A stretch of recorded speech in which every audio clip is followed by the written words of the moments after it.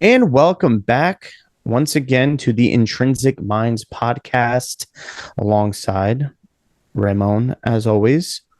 Today it's a very special, near and dear topic of this series. We're going to be discussing Mercury as it is very personal for both of us. I mean, I know everybody's got Mercury in the chart somewhere, but I think we have a lot of influential aspects to us when it comes to the whole mercurial subject, you being Gemini and also having a Virgo midheaven as well. Me, Virgo rising, chart ruler's Mercury. Yeah. So what's going on? How you doing? I know everyone out there, it is June 21st, the solstice.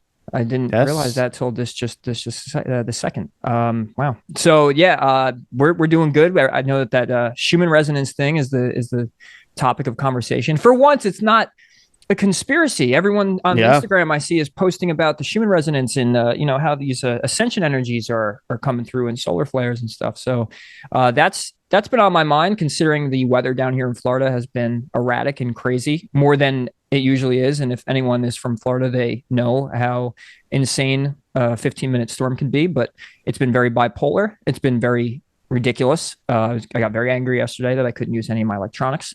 But yeah, you could sense the energy shift. That was one of the biggest, like, I'm usually pretty skeptical when someone's like, "Oh, the Lion's Gate is opening, and the energy. There's going to be this 5D shift and all that." Like, I'm with all that, and to a certain extent, but I have a threshold. And yeah, these past few days since Father's Day has been like, whoa, like definitely. Whether there's been a lot of measured proof, a lot of measured, like actualized proof that we've been able to see with it and stuff of just overall blasts of different frequencies and shit. Yeah.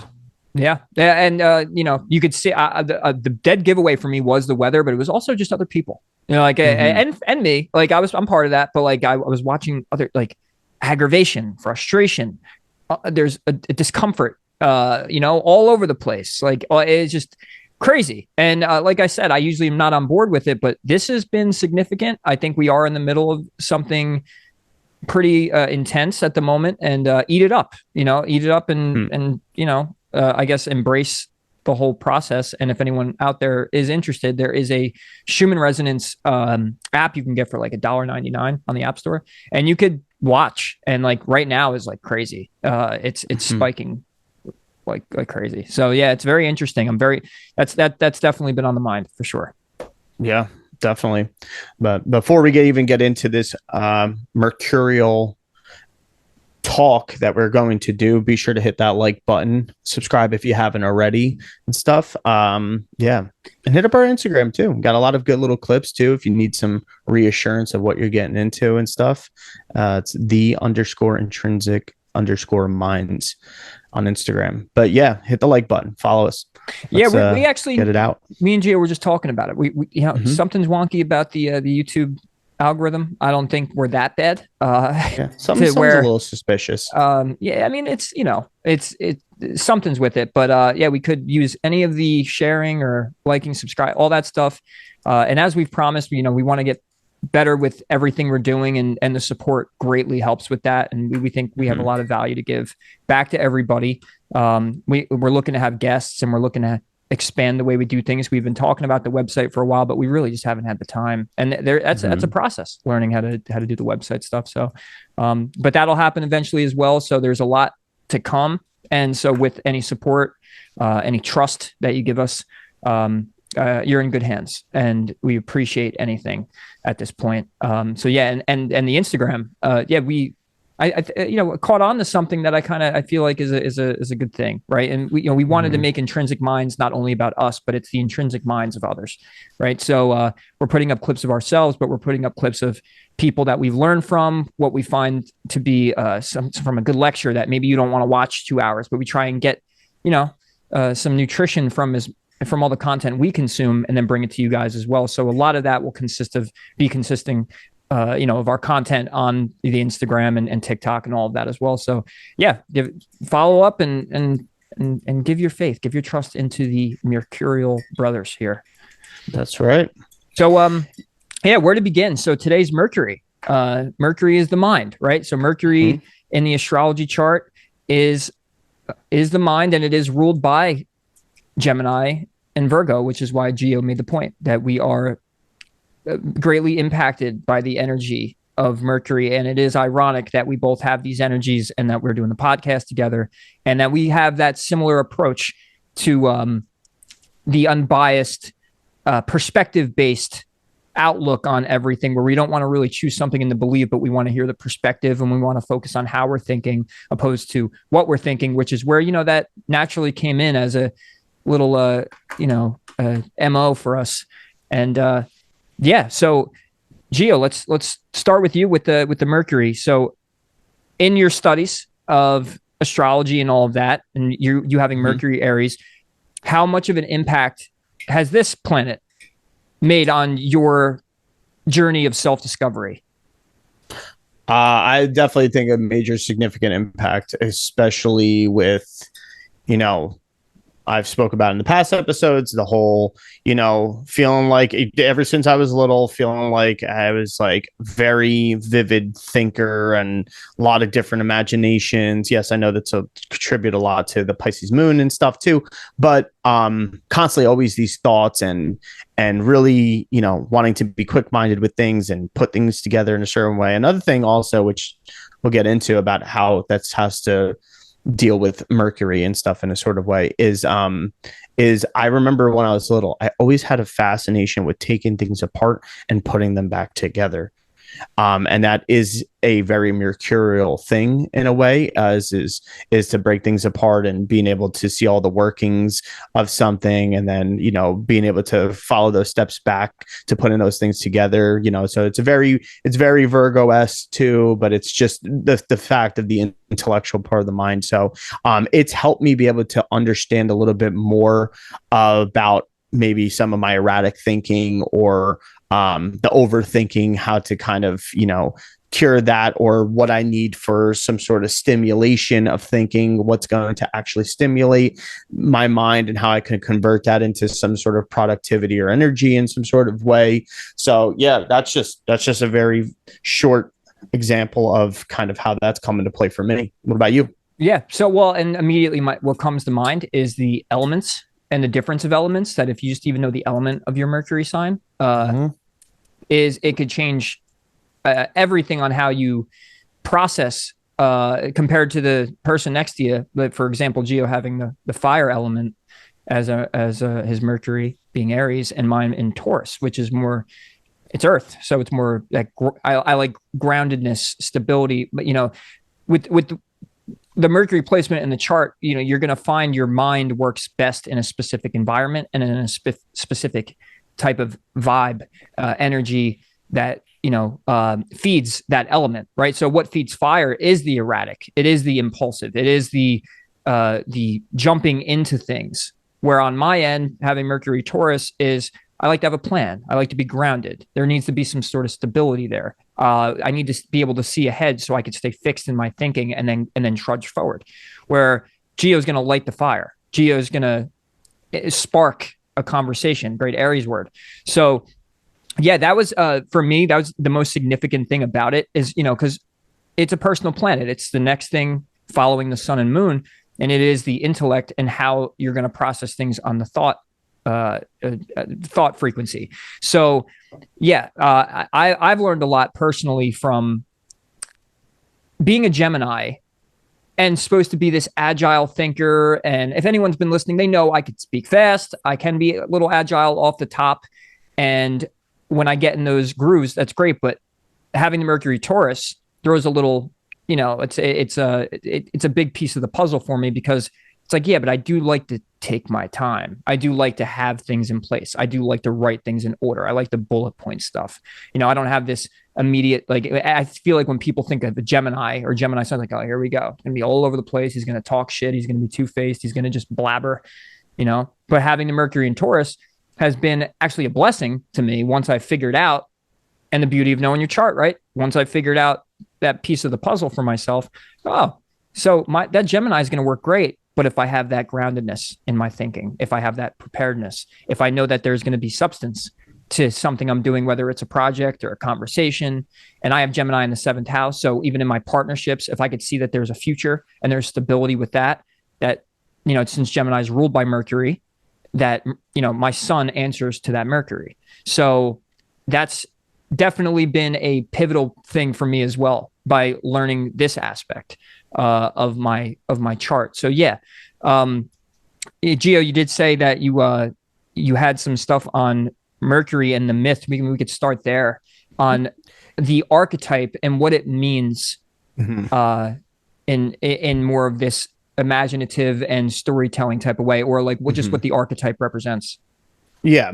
So most people know, but we're going to just go through it just so everybody kind of, so we make sure we get a lot of the basics too out of the way and stuff too. But Mercury is also known as the messenger of the gods. It's the god Mercury in Roman mythology, Hermes in Greek mythology, the thrice great Hermes, even in Egyptian Thoth, which was the teacher of wisdom and science, also could be known as Tahuti as well. As far as in astrologically, like we said, its domicile, its home is Gemini, also shared with Virgo and stuff, but also Virgo can be its exaltation, and its detriment would be Sagittarius. I agree with that. I think it's interchangeable. That's a very Gemini-ish thing, interchangeability, but yeah, it gets the best out of Virgo. Yeah. So that would make sense. And then its detriment would be Sagittarius, where its fall would be Pisces. But something as far as the whole more ancient mythological side of Mercury, when we look at it, I'm pretty sure, I think this is from I'm going to read this. I think it's from the Emerald Tablet, actually.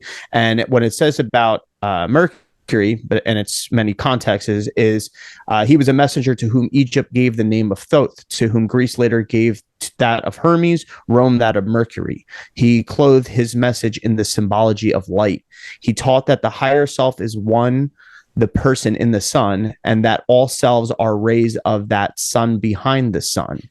The same idea was carried by Hermes to Egypt, but the symbology was that of light. For he said that the light dwells in heaven and yet finds its home in every heart of man. That light in the heaven above us is identical within light in the heart within us. And that when once men have seen the light in their own hearts, then they can look abroad and see it everywhere in heaven and earth. The message was still the ancient teaching, but in the new form, the message spoke of light, where in the earlier time it had spoken of the sun. So we can see that Mercury can be expressed as the conscious mind. It's logical and rational. It demonstrates how we communicate and think, process information, how we solve problems, and also the archetype of the messenger, like I said. So it's that what that's even saying is that it's the mediator of the between spirit and matter. So therefore, Mercury refers to our mental and intellectual activities. And it also illustrates, and especially when you go into a lot of mythologies and you really kind of break it down allegorically, it really is the planet that illustrates our self-awareness. And it's that whole intellectualization of the into human awareness, which can then lead to the materialization or the manifestation of things into form. But yeah, I'll leave it at there as well too. But there is other references to Mercury as other types of deities and in different cultures, and it's crazy how they all are very similar. Right. Yeah. The archetype just gets like any other, even the Jesus archetype being the sun and all that. You could see the story play over and over again. And it becomes, if you read about these archetypes and these stories and all that, these mythologies, you start to, that's why it's a great thing to study the myths, because you're feeding the, imaginative mind. You're getting imagery from all of these beings and stuff like that, and you're learning what their character. And then it's kind of like when you're watching your favorite movie and you have your favorite characters, you take note of what the tendencies and what those characters do and what their job was and who they were with and what their whole story. And then there's something about that with memory, right? Like you tap into like feeling into a character. And so when you learn these mythologies and characters, based on the astrological interpretation side of it all, you have that ability to tap into those things. So it feeds the bank of imagination and, thinking in that way to interpret any of the astrology and all of that, which that's why archetypal study is definitely a key thing for digesting astrological content. So, and you had said, and I'd read this recent, but the intellect, right? Like Mercury is the measure of the intellect, but it is not the measure of the intellect, I believe, because you can't measure intelligence, say, by a Mercury sign. That would be very kindergarten astrology, right? You don't want to measure intelligence by it, but it's how the intelligence is actually expressed. It's where the intelligence is going to be placed. Where are the strengths are? What type of learning style does that person have? What type of topics in study? What area of life is that mercurial energy going to be brought into? So if you can really hone in on any chart of anybody, whether it's yourself or someone else, and you're reading for someone else, you could look at the house and the sign, and you can't tell how smart they are by looking at that. You can say, oh, Mercury and Pisces, they must be, Gonski, right? They're just stuck in their imagination. They can't remember facts. They can't this, but they can't remember this. But Santos Bonacci has Mercury and Pisces, and he is one of the greatest teachers of syncretism and astrology out there. And when you listen to one of his lectures, you would never. The only time you could kind of guess where he has a Mercury Aries is you could see him drift. I've noticed that. Like he gets like very there's emotion to his teaching and all of that, but he still remembers the facts and all of that. So it's the intelligence factor isn't measured by the Mercury, but it is colored in by where Mercury is in the chart and where it is in the house. And so that's where I would say you have more so tendencies of intelligence in specific areas and all of that too. So on the other end of it, you had said there's other mythologies. You have the story of Dante, right? Allegory, right? And that's the story in Persephone, right? And Dante being a Gemini, right? Is his whole story is that he goes into the underworld. And I feel like with that whole story allegorically, we go into the underworld of our emotions and we can go find the female representing the desire and emotional, feeling at home in the emotions and getting the princess out of the cave, right? Like just, and symbolize that as you're going to find who you truly are and what you truly desire by going out down into the underworld and rescuing your own desires from the pit of negative emotion and evil and all of that. So that's another one that I felt allegorically really played in well with Gemini and Mercury.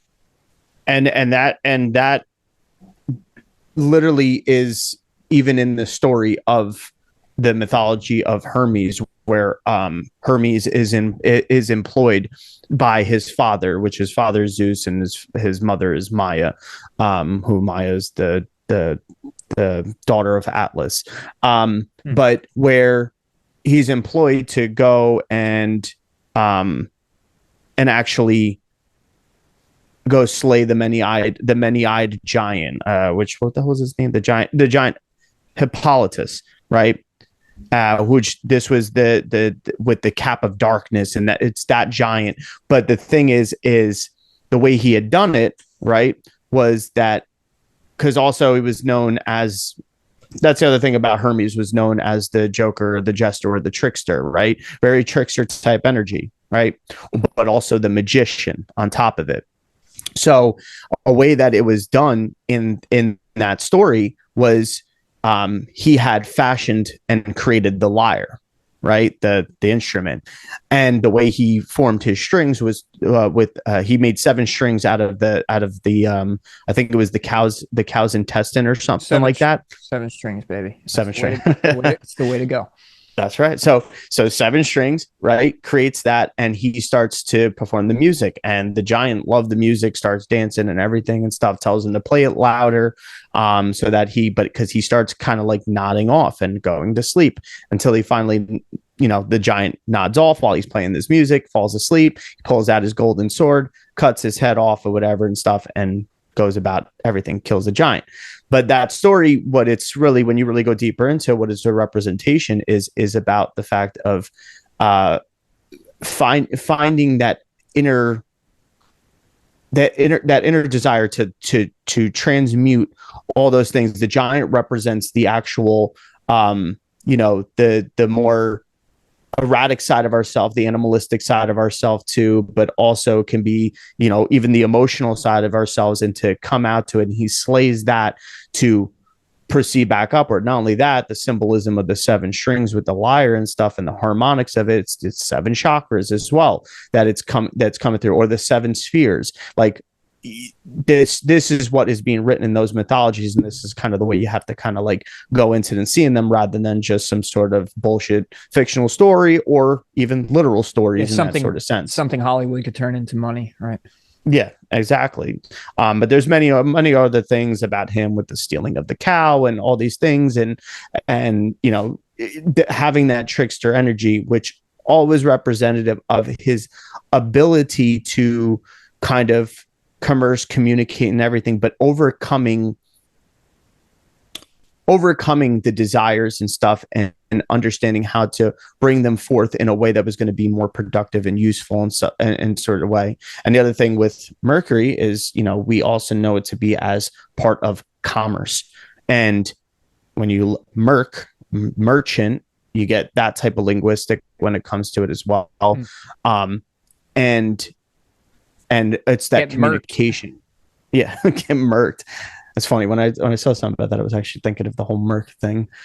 But yeah, I mean, and as far as like, I also see it's also that part in the body that has to deal with, being that it's communication, short travel, day-to-day stuff as well, commerce, like we said, dualism, mutability, change in life, thinking, etheric, neurological type stuff, writing. But it's also the hormones, right? Hormones, what are hormones in the body are the messengers of the body as well.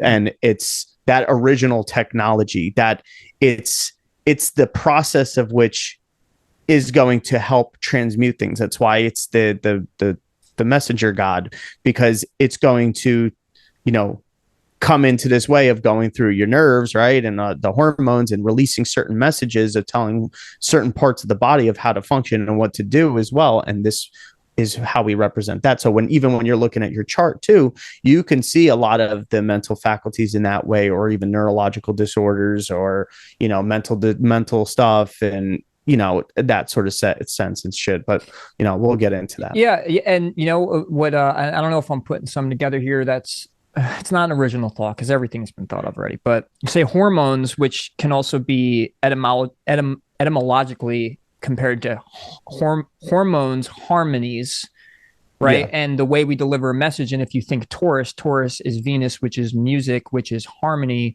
So combining, and it's also the, the cerebellum, right? Cerebellum. Mm-hmm. Which has a lot to do with that, and the thyroid, Taurus ruling the thyroid.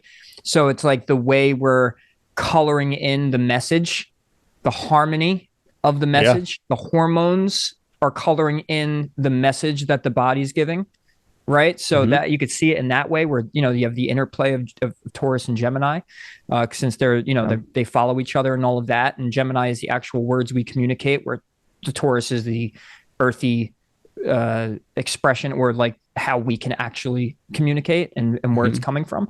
So you can see that. And the key word, I think, within everything you just said, between the short travel, the communication, commerce, it's exchange. That's what Mercury is, right? There has to be some form of exchange. And in the difference, say, within Gemini and Virgo, the exchange is Gemini wants to just exchange. It just wants to move around, and it wants to just exchange all perspectives, everything. I'm just interested. I want to dabble. Where Virgo's like, well, no, because it's an earth sign. So what's valuable here? Well, what's meaningful? Where's the substance at? I need to assimilate something. I can't just, if Gemini ruled the gut instead of Virgo, we would be packing in everything that we can, from the sugar, from the this, from the that, and all that. And your body might do that already, but Virgo ruling that area is, in that Mercurial part, is it's going, oh, okay, here's an exchange. We're turning this into that. I'm taking this to give to that. But what's valuable? Where's the substance at? I want the nutrition from this. So there gives a good imagery of the difference of Virgo or Gemini.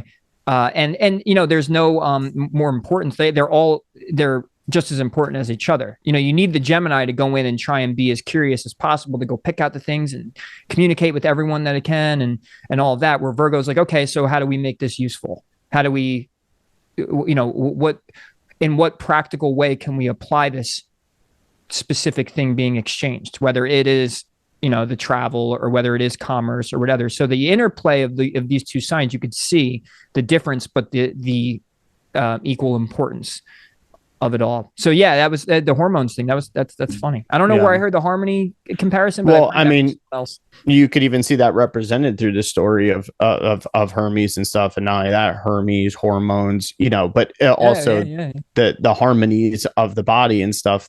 That's you know, that you know, it also, Mercury is also a ruling of that geometric patterning and that type of arithmetic and everything as well too, and alchemy in a sense. And it's like, but it's also represented, like what you just said, of, you know, those the harmonies of the body structures, you know, harmony, music. He is known, you know, Hermes was known as, you know, the creator of the lyre, the seven strings. Those seven parts are the seven major parts of the body and stuff, where the seven chakras make up those areas, which you can do those through those main glands, the pituitary, the thyroid and stuff. Solar like plexus, those, they're all major gland areas, where those are the receptive areas. But in between that, what's traveling back and forth are the hormones, which are the messages as well too. So Mercury acts as that bridge of some sort of information being brought forward. So we can take that into a more spiritual context as well. Yes, we could take it on a very intellectual way too as well, but there is a way to alchemize the understanding of Mercury with understanding maybe more so of that higher echelon of hierarchies when it comes to the, you know, more astral spiritual energies that come into play, and how we even take them and how we transmute them. And then, like you even said, where you look at your birth chart, it's going to, you know, it's not necessarily saying that this is, you know, this is what it is and stuff. No, but it's how you're going to process those things, how you're going to intellectualize in a sort of way and stuff, and intellectualize the overall intellect. It's not overall intellect, but it is going to be how it's your process. Yeah. It's how you're processing it all, right? It's how you're going to learn. It's how you're going to study, but it's also how you're going to speak about it, right? And it's going to be your thought process, right? So, and in that sense, you can't measure the intelligence from that, but you can give it the tendency of, this is what this person is going to be intelligent within. This is going to be where they belong, right? So, and that's where I feel like, you know, cookie cutter astrology. That's why I emphasized last week. I put a nice clip up on our Instagram about it, explaining the importance of knowing the whole story of the chart. And within this part of the story, you're looking at, you know, how the mind is going to assist the ascendant and the sun sign to work. You know, it has to work properly. That specific cog in the machine has to be in a certain space for it to be intelligent. You know, if you, you know, what's a good quote for this? What is it? A Chinese proverb or whatever? It's like, everyone's I think it might have even been Albert Einstein. It was a quote specifically to like, if everything is a genius, but if you try to tell a fish to climb a tree, it's no longer like, it's at that point it's helpless and stupid, right? Or it can't, it's unable to do it. So it's like, in this aspect, like of the astrology chart, and where your Mercury can be placed, or wherever it is in the sky at all times, is it has its place. You know, the fish needs to be in the water, the monkey needs to be in the tree. Mm-hmm. Exactly. Right. Yeah. So real quick. So on top of all this, and I'm going to eventually probably grab my book of it, but when you're thinking about this specific sign, and you're thinking about any relationships that you have and all of that, it's a great idea. And I really want to make this a statement, is like, people look at sun signs and say, oh, I don't interact with them, or, oh, I should be great, like this and that. Like, this is a good planet because it does have to do with partnerships and and remember, exchange, interplay, and all of that, moving back and forth, going in, going out. This is a great planet to look at if you have partnerships with somebody, and to see how they think and how they communicate and what their style is. And that if you ever had communication issues, this is a awesome part of the astrology chart. I needed to throw that in because I was thinking about it the other day. I'm like, because my mom's Aquarius, I'm a Taurus, a square. Hmm. Mercury Aquarius and Mercury Taurus are not. I like that stability. She's talk about erratic. It's Aries on steroids. Yeah. And it's fixed, right? It's not cardinal, so it's like my mom can be very fixed in her thinking, but in the other aspect, it's still erratic. She could change her thought process by the day because Uranus is spontaneity. So yeah, look at the Mercury sign also because it rules communication in your partnerships and see how it is and who you're dealing with, whether it's family members or an intimate partner or a podcast partner or anybody. Me and Gio have pretty solidly different Mercuries, but when you learn the other person's Mercury sign, you can really build a healthy way of communicating. Yeah, it definitely does.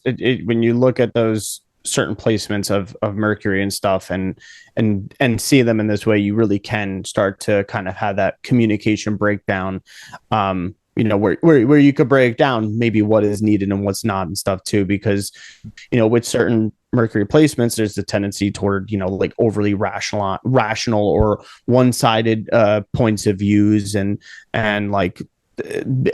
also that like was something we were just talking about earlier, the mind being separated from human emotions, or there could be like a nervous stimulation, excessive talking or something in that sort of sense. Like, so being able to see these things and then knowing how to kind of like strengthen or take back a little bit from other areas of your chart, or knowing who you're even speaking to and how you're speaking to them, and then what or communicate. I don't want to say just speaking, but communicating with them in a certain manner, you can learn how to have more productive exchanges and communications and stuff like that. And we all want that, especially if it is a business dealing, especially if it is an intimate relationship that you're in. Maybe you're wondering why fucking you and your significant other are constantly butting heads and everything and stuff too. And it's like, well, take a look at what their Mercury placement is, take a look at what yours is and everything, maybe what's aspecting, and then you could kind of start to see where I mean, I could say this about me and you and stuff too, but it's funny because even me and my girlfriend, she has Mercury in Taurus, right? She's a Gemini. Right? She's born in the same day Ray is, different years, but wait, 7 years apart, right? 7 years, right? Yeah, she's 96. She's 96, so 6 years. Okay. Yeah. So there you go. Like, I mean, it's like, whereas, and then this is what's funny, how you see the whole chart play into fact too, is because, like, for example, with that is she's, I'm a Virgo rising, ruled by Mercury. So is she, ruled by Mercury. Her Mercury, then you go to look at it, it's in Taurus. Mine is in Aries, where I kind of do like to have the, kind of go with the flow, impulsive, whim type of thing. Keep the energy freedom going. I feel like combustion, Aries, that energy wants freedom and conversation. Yeah. That's right. Like it like wants to keep that combust spontaneity of energy and stuff like that too, and free thinking in that sort of way, and wants to kind of go off that. Whereas for her, it is more, hold on, this needs to make sense. This needs to be stable. This needs to be rationalized. I got to be able to see out. I got to be able to see out the detail and stuff like that. It's got to be organized in a sort of way, because that's also how she's expressing it, right? Through the Virgo, right? It also is very in tune with her emotions, being a Virgo moon. So this is just a small example. I'm not going to go through me and her's chart and stuff like that too, but I know you can attest to it as well, being that you are Mercury and Taurus as well. Right. Yeah. Well, and I noticed that anybody that I've, after I got big into studying natal charts and all of that, is that the moon, all that stuff, it just all plays together, right? And the way that your Mercuries are, like, communication is one of the biggest things in relationships. So if you can really pin down how your partner or anybody that you're friends with or whatever is, their communication style, by you having this knowledge and the awareness of that, you're going to be able to basically just integrate such a healthy interaction with that person at all times. When they get in their certain moods or whatever, that's the moon, right? You look at the moon, you go, well, the moods and all that, but their thought process, like, I'm not going to touch with a 10-foot pole an Aquarius Mercury and Moon, but when they're in a mood or they're on like a thought track, there ain't no changing it, right? But with someone with like Mercury and Pisces, all I could do is maybe sing them a song or put on their favorite music, or get them in their feely, like, or watch a movie with that person or whatever, and you're gonna have that ability to, or give them the space and not tell them, like, allow them to, like any water sign, you want to give them space. Any air sign, well, it's going to be like a hurricane or like a tornado. So you want to get out of the way, like you don't really want to. A fire sign, kind of the same thing. They'll burn you down, right? Earth, make them feel stable, make them feel grounded, give them something practical to do. Any Mercury, say, and maybe your girlfriend can attest to this, is any Earth Mercury sign, maybe she does this, is they need to like clean, or they need to organize, or they need to put something together, or do something practical, get back to simplicity. Where I feel like, say a fire sign is, they got to go do something, or they got to, they got to like use their body, or, you have their mind be stimulated and want to have fun, I guess, right? Because that's fun is fire. And then the water sign, I've watched this happen. I have a brother who has a water Mercury and all of that. They're the type that go let them sit in the room, let the waters calm. You're not gonna, Alan Watts, right? One of his famous quotes is, if you got crazy turbulent waters, you can't just, smooth it over with a flat iron. The only way water calms itself is if the only way it will calm down is if it calms itself, right? So. So now you see the elements, and I know for me, as soon as I'm in a mood or I'm all over the place, the Gemini energy has overridden the Taurus, or someone has me overstimulated and stuff like that, I get back to simplicity. I clean my room. I organize something on my computer. I play guitar. Gemini, right? I use my hands and I do something practical. I write, I journal. That's going to make me feel amazing, opposed to maybe trying to go have fun when I'm in a, erratic mindset.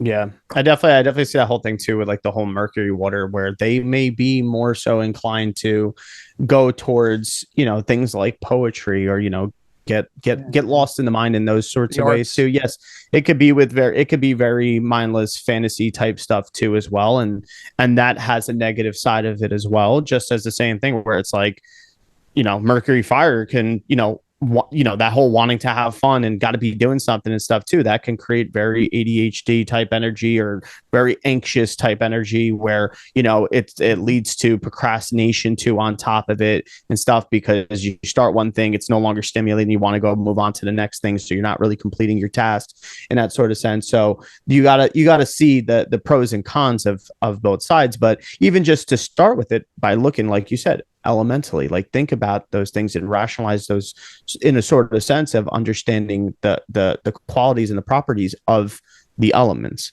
You'll make triple the progress knowing elements, more than just trying to study each sign and read and whatever. If you know the modalities too, meaning cardinal, fixed, or mutable, because they kind of play into the elemental thing, right? Like I always felt like cardinal was very fire, and fixed is very earth, mutable is very air, right? And water is whatever, but like if you wanted to look at it that way, you can. But if you combine those things, and that's the puzzle of astrology, right? You're taking layers. You're trying to take the elements, the modalities, the signs, the planets, and the houses, and then the aspects. And that's what you're trying to do. And so within the realm of communication and Mercury and all of that, that's what you need to look at. You look at the elements, look at the modality, and the aspects are huge in the relationship part of it. Like the actual, like, so how does, like, me and Gio have a semi-sextile to our Mercury. So it could work, but with work. It's not something that just happens, but it's definitely doable. Where like an opposition, like let's say someone has a Mercury Pisces and the other person has Mercury Virgo. Well, this Virgo wants to get to the point, wants the facts, wants to know where, like let's say making plans. They're making plans, right? Virgo wants to know where we're going, what time, when and why, and can it fit in the schedule? Where Pisces like, let's just enjoy it. Like, who cares? Like, who cares if we have to pay the bills next week? Like, I just want to go out in nature and listen to music and just hold hands with you and all of that, right? And so with that opposition, you might have that. But if you're in a partnership with those aspects, and you want to make it work, and all the other parts of the charts are, they work together into some extent, well, then you now know that, okay, here's a challenge part of our partnership. And that's now that we have the elements and we have the signs and all of that, we have the water and then the earth, then yeah, you can make them work. And that's opposition would probably be easier to deal with because that's like a seesaw opposed to say a square where it's like, no, this is conflict, like a Pisces and a Gemini, right? Pisces wants free flowing and be emotion. They want to bring the spiritual thing and all of that. And Gemini's like, I'm bored already. Let's okay, like on to the next day. Let's keep it going. Like it's like I don't want to fall into the ocean of nothingness. Let's get somewhere with it, but like let's be stimulating. Let's have a conversation. Like let's not just stick to this thing because you feel this way about it, right? Like that'd be that square. Yeah, it's got to have some sort of ground to it and some sort of stability in that sort of sense.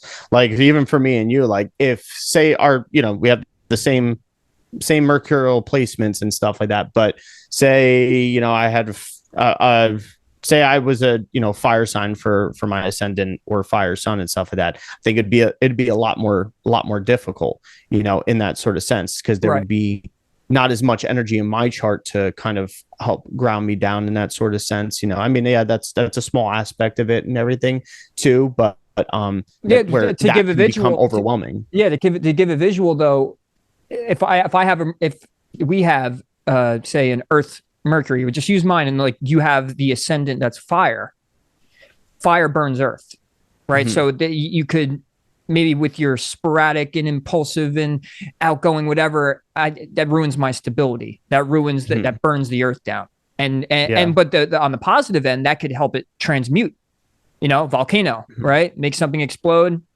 bursts into whatever, right? The Earth gets all blown apart, and then it creates something new from that too. So it's another thing to emphasize. There's no bad, good and bad don't exist in this science, right? It's not meant for that. It's meant to see what's a challenge, what could be transmuted, what could be transformed, and what can grow and what needs to go, what needs to be thrown in the trash, what needs to be let go of, right? So what can change and what can be let go? That's a big astrology thing, right? And on Mercury the other could be a great representation of that, because it is hermetic. It is that balance of being both. It takes on the property of masculine and feminine, depending on, say, an environment, not necessarily like external environment in that way. It doesn't necessarily mean that. It does, but it's not just that. I think your relationship to the environment. Yeah, exactly. So like it can be whatever it needs to be in that sort of way. It's the hermaphrodite, right? Hermes and Aphrodite, like you've said before and stuff too. Yep. Which that would actually be, if anything, a Mercury and Taurus type placement, where you have Mercury, right? Hermes in the sign of Aphrodite, Venus. And so get this too. And then within the Mercury sign, you have the Taurus, you at the top, and you have Venus at the bottom too. So you have the masculine circle and so yeah, it's definitely the interplay of those things, and that's what makes any Mercury sign or mercurial person neutral. And that's why a Gemini or maybe not so much a Virgo, but a Gemini could be everyone's best friend, because he could hang out in every chart. Mercury could go into any realm and say, hey, what data do I need to collect from here? And then when he brings it home to check out the data, that's the Virgo part. Yeah. And it's funny that you said that about the whole thing with the glyph, because before, when you were saying about the story of Persephone and going into the underworld too, it's like when you look at the glyph of Mercury's as well, there is a very similar aspect when it comes to even the glyph of Pluto in that sort of sense too. But and why also, yes, we know Hermes is being the messenger and this whole thing, but Mercury was also very much in tune with the cults of, I think I'm saying it wrong, but whatever, the cults of Dionysus as well, where a lot of it was representative of fertility and stuff too, where it was this exchange. But once again, that's the other thing, it's this exchange. So that Pluto connection too, of even life and death, or death and rebirth in that sort of sense, and this fertility thing, there is an exchange. There's an exchange of the fluids, there's an exchange of the minds, there's an exchange of resources as well and stuff too. But there is also this depth of what needs to happen, what needs to come into play, where it's stuff going on below the surface, which is very plutonic in a sort of sense. So yeah, you can see that there's a lot encompassing within the Mercurial principles that we're talking about with this. Oh yeah, yeah, and it's funny too. Maybe a little sidebar, a little like something I caught, but it's funny that the instrument that he used was the lyre, and Mm-hmm. Geminis are known to be the skewing archetype of information and the Yeah, the salesman. trickster. The trickster, and he played the lyre. How funny! So Mm-hmm. yeah, and the 7 string dance so funny too. Because I'm Yeah. Gemini, I use my hands, I play a 7 string guitar, and I always felt like that's the right number as well because the number of chakras, the number of days of the week, it made so much sense. But yeah, so and see, and as we go on with these archetypes and the planets and all of that, and like we said, we're going through the whole thing with astrology, right? We want to go into not only the planets but the houses and the signs, and we're going to continue doing this. It is this science of not only puzzles, but it's also of how to stack and how to integrate different pieces and put them together. And that is Mercury. That is Hermes. Hermes wants to take things and make them work. And it's funny because Aquarius is known for that too, and Uranus is known as the higher octave of Mercury, right? Like he wants to take the I don't know if indisputable or in what would be the word where they like two things like the duality, right? Like it's they're like two dual things, right? Things that do not work together, right? Black is black, white is white, but it's that merging of the two exact opposites that do not work together to make them work together. The paradox, right? So that's the higher mind, that's the higher thinking, that's Uranus, which is the higher octave of Mercury. But Mercury's job is to collect all that data, go into the underworld of the emotions, of the subconscious, and then bring it up to the higher mind, bring it up to the higher realm, bringing it up to the thought process, bringing it into the conscious mind, and then learning how to assimilate Virgo, all of that stuff to make it something of for growth or for use, something of value, and all of that to bring it down to earth. So to go back, good. So to go all the way down, go all the way in, to bring it all the way up, and then when you go all the way up, you bring it down to transmute it back into the earth, and that's the beauty of alchemy, right? It fell right into that one. So, and that's there you go. There's the process of alchemy. Yeah. And think about even Uranus in that sort of way too, where it also is represented as destabilizing in a sort of sense. Well, I think that, and it's saying the same thing as being the higher octave of Mercury as well, whereas Mercury maybe isn't as destabilizing of a factor as Uranus would be. You could even look at it in sort of the sense of what was said earlier, where it's like Mercury is closest to the sun and stuff, and it has more of that light and that information, more immediate in access. It's very quick in that sort of sense, whereas Uranus farther away does not have that immediate access or that same exposure to the light, so that can contribute to more of that destabilizing factor, whereas Mercury has it, so it's not as destabilizing, right? But that's, once again, it's the going further away from the process, right? That's the same way where you can over intellectualize things as well too. If there is no stability process, there's no rationality to it as well. And I also think too, like, in tune with that as well, as that Mercury has to deal with instincts too on a neurological level, where we can kind of transmute those. Like, that's the more immediate instincts that we have, but through our senses in that sort of way. That's how we kind of analyze things. But your Mercury placement can show the craving for where you kind of crave mental stimulation, or what your tolerance may be, or the certain high level of consciousness that you have the potential to access. And that's where it's like, it's that realistic, logical inner thinking, or that voice that you have that gives it to you straight, and that you sometimes most likely try to fight that. That's where I also sometimes kind of see that higher self of what Mercury may be. Where rather than it's like we just kind of like, we thought this, but it's like, did you really think it, or was that more of like an emotional reaction and stuff too? Whereas you know, the actual thought and the knowing right then and there before you process it emotionally and off of feeling and stuff like that. That's what, you know, the initial process is what the Mercury replacement is. Yeah. And to use my own chart as an example, you know, I have Mercury in Taurus, and it is basically almost a partile sextile to my moon. So my moon sign being in Cancer, I have a real easy way to tap into those emotions and observe them, right? So I've been given the gift sextile, but I have to work for it. It's not just a given thing, but like over time, I've developed a way to analyze my inner world and not just be the thinker, but to be the watcher of the thinker, to be the watcher of the emotions. And when I have, say, an emotional outburst, or, you know, I get in a mood or whatever, I do have Mercury and Taurus going, you know, what's the value in feeling this way? Why are you feeling this way? You know, and to be able to, some people don't maybe have that, right? Maybe they have Mercury in, you know, maybe it's opposing their moon. So their moon and their Mercury are battling. The intellect and the emotional body are at war, or you have to seesaw those things. And that's because I love the way of seeing an opposition is it's just a seesaw, or it's a tug of war, right? And that's how you want to kind of see the archetype in your chart is, so how is that any of the mercurial stuff interplaying with even just say the moon or the sun and all of that? But it is the way that you're going to use that inner voice, or how it's going to use you.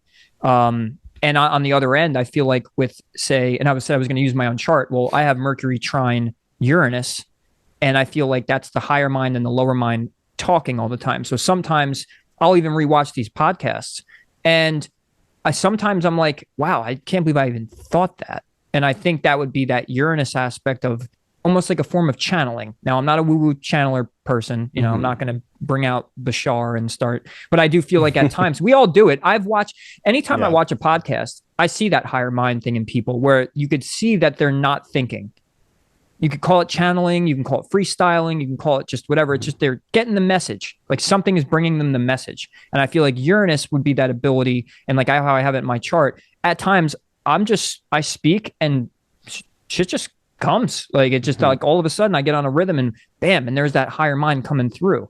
Where it, like in anybody else's chart, you know, in your chart, you have Mercury Aries. You also have in the house of partnerships and all of that. I feel like a lot of your thought process can be assisted, just like my son in the seventh house can be assisted with almost the ping pong match of your partnership, you know, your communication with the people you spend time with or you work with. So it's how that inner voice plays out usually is, once again, how you located it in the chart, and how you've also had it aspected with other planets. And then on the other end with synastry and how it's interacting with others.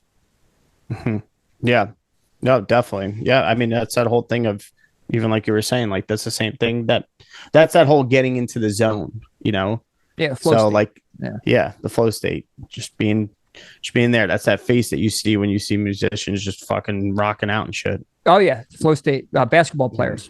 But, I think on that note, we've been trying to keep these to a certain length. Right. And I don't think I have much more that I'd want to, you know, for anyone who is out there who's just getting into astrology, we're trying to make these, the ability for anyone who's advanced or just a beginner to see where two guys are at in the middle of the pack. Because I do consider us very in the middle of the pack astrologers on this topic, where we know what we're talking about. We've studied all this time, and we just, like, for me, I'll speak for myself, I just need more clients or more people to do it for, or I need to just do it more itself. And I'm practicing on my own. And eventually I know that I'll be doing readings. I'm sure Gio eventually wants to do readings himself too.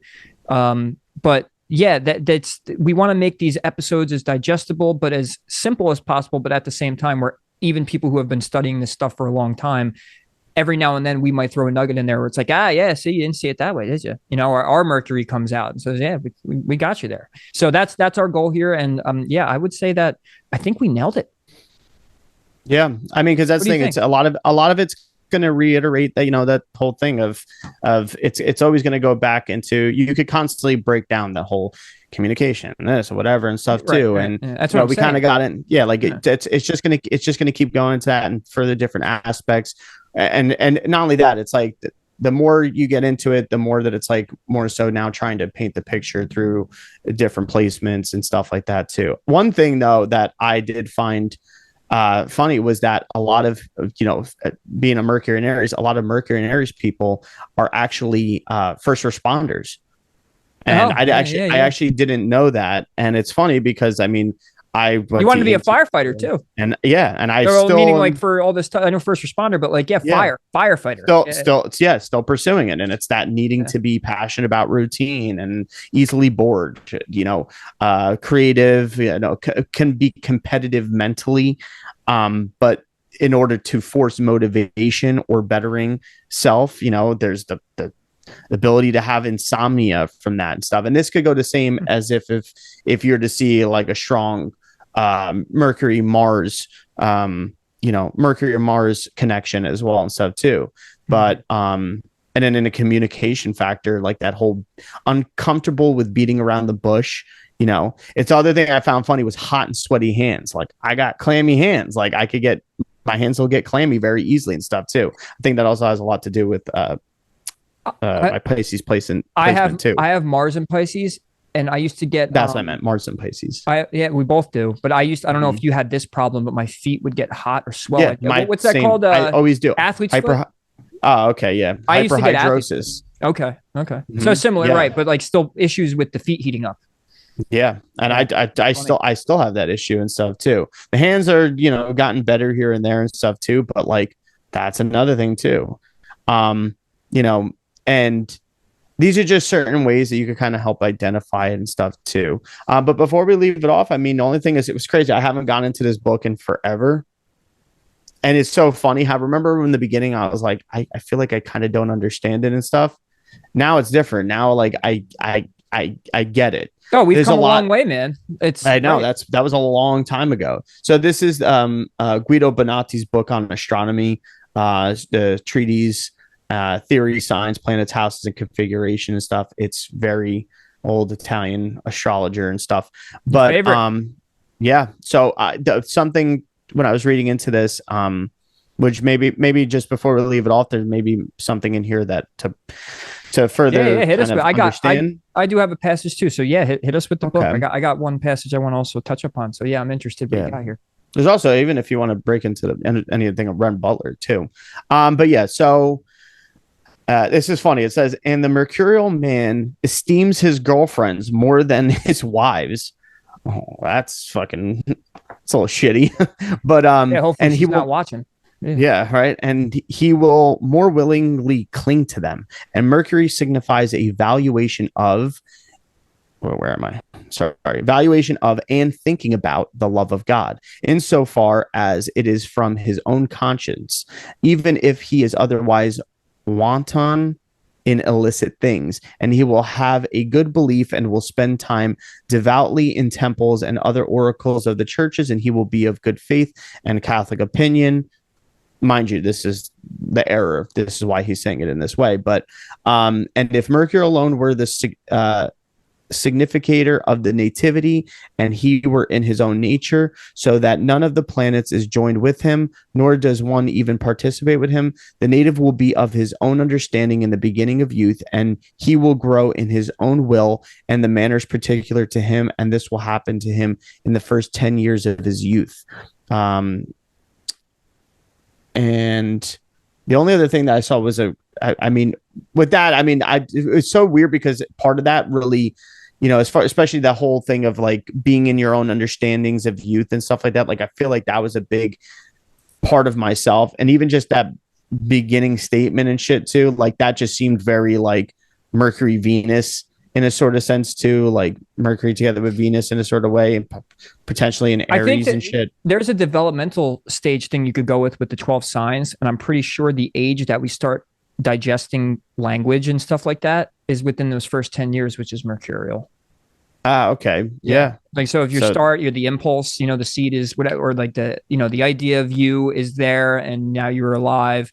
And then the Taurus is that you're starting to be aware of your own body. You realize that you're not someone else's. You're not your mom, or you're not whatever. You have become your own thing, and you learn what you like or what you are, and you have to go through that. And then there's the development of language and communication. That's when kids Yeah. start going, oh yeah, dad, this and that, and they start talking, and then all of a sudden they're being, and we all learn this language and how to communicate by the age of whatever. And I don't know the exact ages, so I won't act like I do, but it's Yeah. within that first 10 years. So it's ironic That's funny too, because I constantly always see like these memes that people are just like, and they'll take like a video from something, and it's like when you're 5 years old or something, and just playing outside, and all of a sudden become conscious, and it just shows the person just kind of like all of a sudden like you're playing, and then all of a sudden you stop playing, and you're just kind of like, whoa, like I'm here right now, and like you start really intellectualizing everything and shit too. Mm-hmm.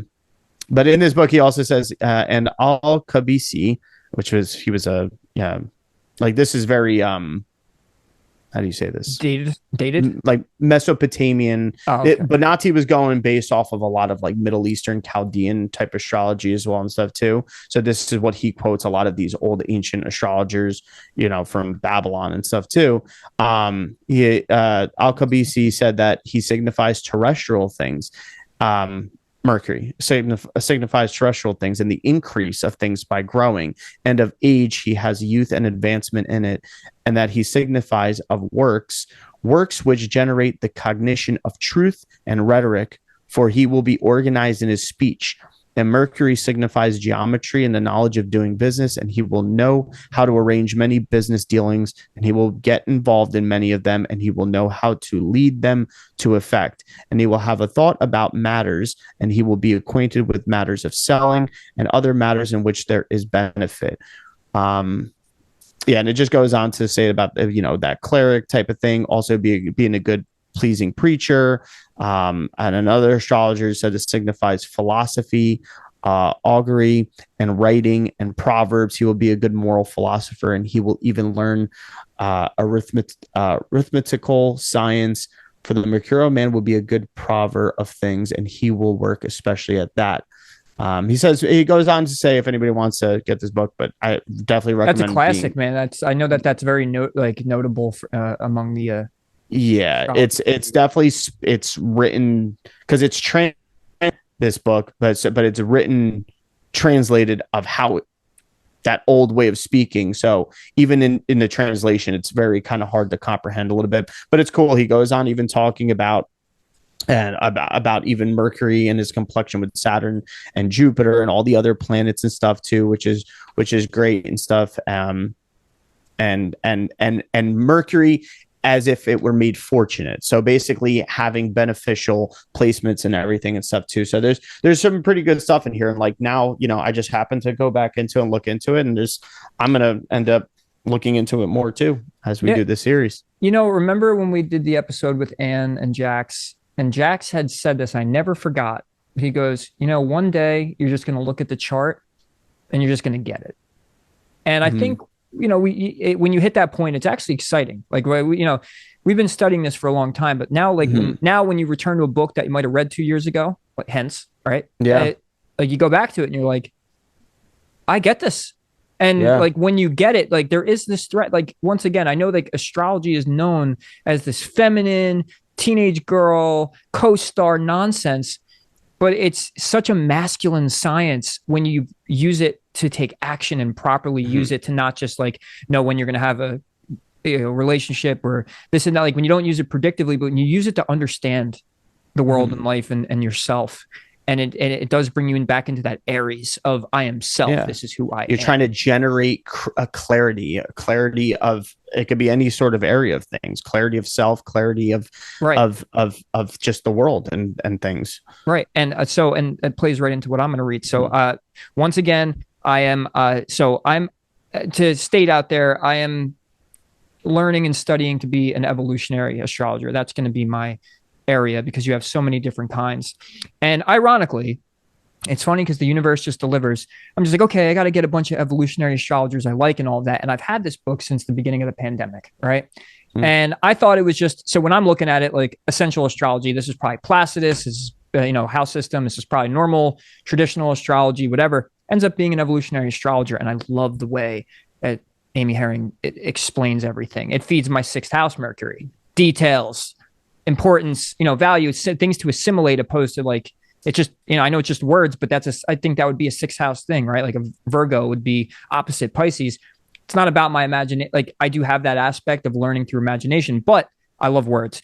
And I love when with Mercury and Taurus, I'm going to love someone who's poetic or explains something in a good feely way. So anyway, to play on to what you just said with that, why it was relevant. So it says Mercury in action, right? If Mercury is placed in Capricorn in the sixth house, this person will likely express themselves in a very matter-of-fact ways, with less of a tendency towards small talk and a desire to get to the point and communicate the facts at hand. They might primarily enjoy daily tasks and work that involve planning, precision, and practicality, such as jobs that involve technical writing or project management, both of which would have them use their mental and communication abilities to produce tangible, grounded results, right? So sixth house and Capricorn, right? Sixth house is the Virgo house, Capricorn, and Capricorn wants results and achievements and nothing else. That's what its goal is. So they will likely communicate in a direct, objective, and formal way. And they may be at risk for being so focused on facts and practical information that they overlook or discount nuances of meaning. So now if we move the Mercury into the 12th house in Cancer, the exact opposite of what I just read, this person will likely be less concerned with practical, mundane thoughts and more inclined towards an active fantasy life with a bottomless imagination.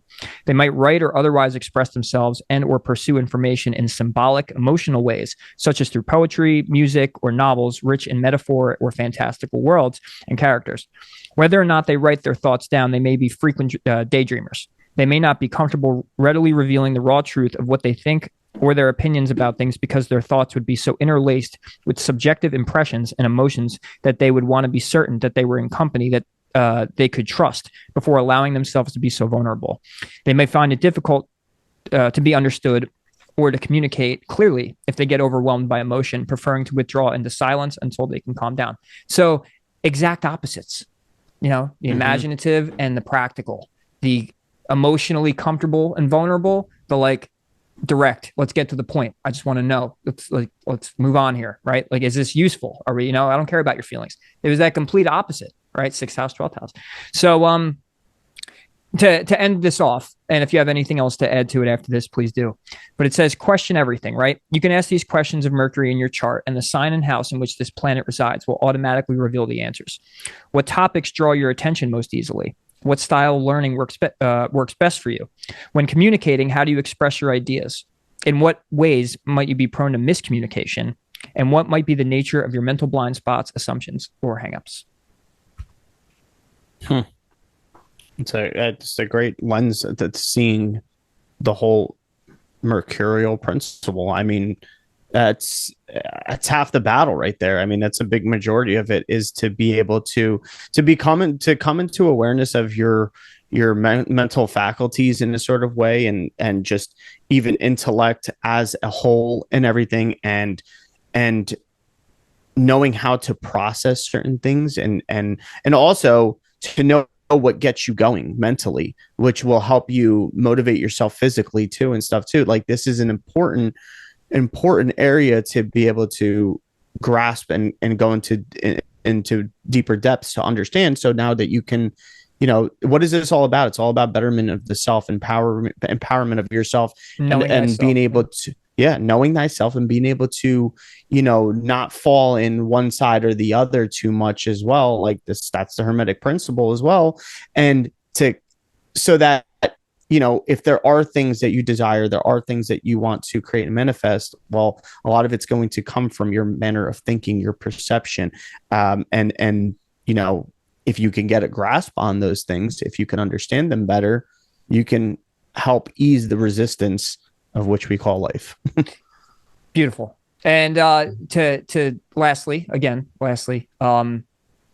think I have a plan for the future for, most people talk about manifestation and they talk about astrology and they talk about transurfing, but I do think that there is a way to interact and become the co-creator with your chart. And that is the purpose. It is self-awareness, self-discovery, self-integration, but then using it as your superpower, right? Your chart, you could be looked at as the things you need to heal, and these are my traumas and all that, and that's great. But what's the purpose of it all, right? Here's my sixth house Mercury talking. What's the purpose of it all? Why am I going to assimilate this chart and go through the self-discovery phase It's to become powerful. It's to become who you are and in what way that you need to be to become the most efficient and beautiful being that you are. And the astrology chart is the doorway to all of those things. And if you can learn how to assimilate all of these different aspects, you're going to be able to then access that superpower. So, and I leave it at that. Yeah. Oh, the only thing I want to add in there, which I'm surprised we forgot to mention it, but obviously is, you know, when we look at the caduceus, right? The staff of Hermes, right? That's one thing we forgot to mention and stuff too. It goes back to that whole thing where there's always so much. You know, yeah, we see that on, you know, the caduceus on as the medical symbol and stuff too. So there is a healing property as well when it comes into when we're looking at Mercury and stuff. And like I said, it's that use of the seven chakras, the seven planets in that sort of sense. Like, you know, that the lyre to change those frequencies, to change the harmonics. Well, I mean, to harmonize more so in the body and stuff through all those different, you know, yes, physical parts of your body, but also the mental faculties of yourself and the perception of things, and to get them in line. And, you know, so what all that we've seen through the mythologies and the allegories and stuff is signifying that through the intellectual process, you know, and we've spoke about the moon and the emotional process and stuff like that too, but this goes hand in hand with it just as well. And that's what you're going to see with every one of them. They're all going to go hand in hand. So this is where, you know, you're going to create that inner wisdom through this astrology understanding. Yes, taking it piece by piece. And we could constantly go into all the different Mercury in this sign, Sun in this sign, and stuff like that too. And eventually we'll do that. Yeah. I can see that in the future of us having, you know, we look to eventually make educational videos or talk about specific subjects, even on our own at times. So yeah, eventually we'll do some signs and planets, you know, going through the chart itself and what each archetype and placement means, and that's coming eventually for sure. There's a lot to you know, take care of here, but we definitely will be on that. Yep. All right. So go look at your Mercury, go play around with it, see how it aligns with you as well and stuff too, and even maybe the faults, you know, because that's the honesty. You got to look at it that way too, and how you can transmute that energy into something that's not going to be necessarily your downfall. As God would say, your accountability. Right? Take accountability for your chart. Well, on that note, we thank you again. Like, comment, subscribe, follow our social media. We're on Instagram, TikTok, YouTube. Please give us any of your thoughts. Share if you can. Whether it's the algorithm. Like I said, I don't think we're that bad. I think we do pretty well on here, and we're learning as we go. But I think we've gotten better as time goes on. Anyone who's been following has seen our progression up to this point and our comfort really grow within doing this. And we finally have jumped on a frequency that we feel most comfortable with, where we think is could be most valuable at this point. And just stray away from conspiracy as much as we were, or even maybe the heavy metaphysics until later. And that's a very, you know, what would you call that? I guess exquisite, or maybe not exquisite. What's the word? I feel like this is more of the inviting, the more inviting way into. Yeah, like this isn't as over the top. Realms. I think that's what I was. Yeah. So, on that note, we appreciate you guys. It's not about what you think, but it's about how you think. And until next time.